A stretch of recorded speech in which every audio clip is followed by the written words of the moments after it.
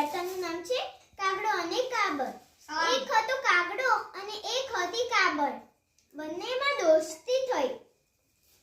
બંને પાક્કા દોસ્ત બન્યા. બંનેમાં ભેદ હતો. કાબર ભલી અને ભોળી હતી, પણ કાગડો બહુ પાક્કો હતો.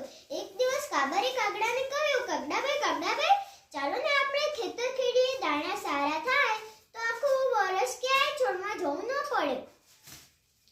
કાગડાભાઈ કહે, બહુ સારું. બંને પોતપોતાની ચાંચથી ખેતર ખેડવા લાગ્યા. થોડી વાર થઈ ત્યાં કાગડાની ચાંચ તૂટી ગઈ.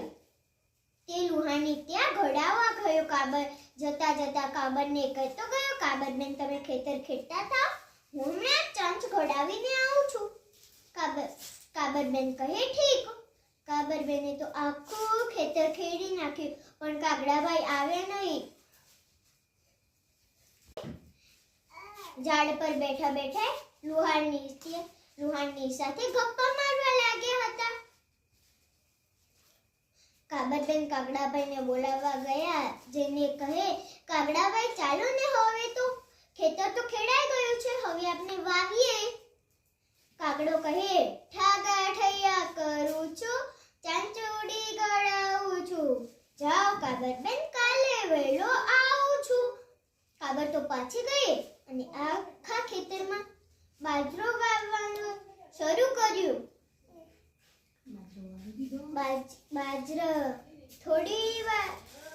થોડા દિવસોમાં બાજરો તો એવો સુંદર ઉગી નીકળ્યો કે બસ જોઈને વાહ વાહ. નિંદામણનો વખત થયો. કાબરબેન પાછા કાગડાભાઈને બોલાવવા ગયા. જઈને કહે, કાગડાભાઈ, હવે તો ચાલો ને, નિંદામણનો વખત થયો છે. મોરું નિંદશું તો નુકસાન થશે. કાગડાભાઈ કહે, ઠાગા ઠૈયા કરું છું, ચાંચોડી ગળાવું છું. જા કાબરબેન, કાલે વહેલો આવું છું. કાબર તો પાછી ગઈ અને આખા ખેતરની નિંદામણ કરી નાખ્યું. કાપણીનો વખત થયો. કાબરબેન પાછા કાગડાભાઈને બોલાવવા ગયા. જેને કહે, કાગડાભાઈ, ચાલો ને, હવે તો કાપણીનો વખત થયો છે, મોડું કાપશું તો નુકસાન થશે. કાગડાભાઈ કહે, ઠાગા ઠૈયા કરું છું, ચાંચોડી ગળાવું છું. જાઓ કાબરબેન, કાલે વહેલો આવું છું. કાબર તો પાછી ગઈ અને આખા ખેતરની કાપણી કરી નાખી. કાગડાભાઈ આવ્યા ને ડુંડામાંથી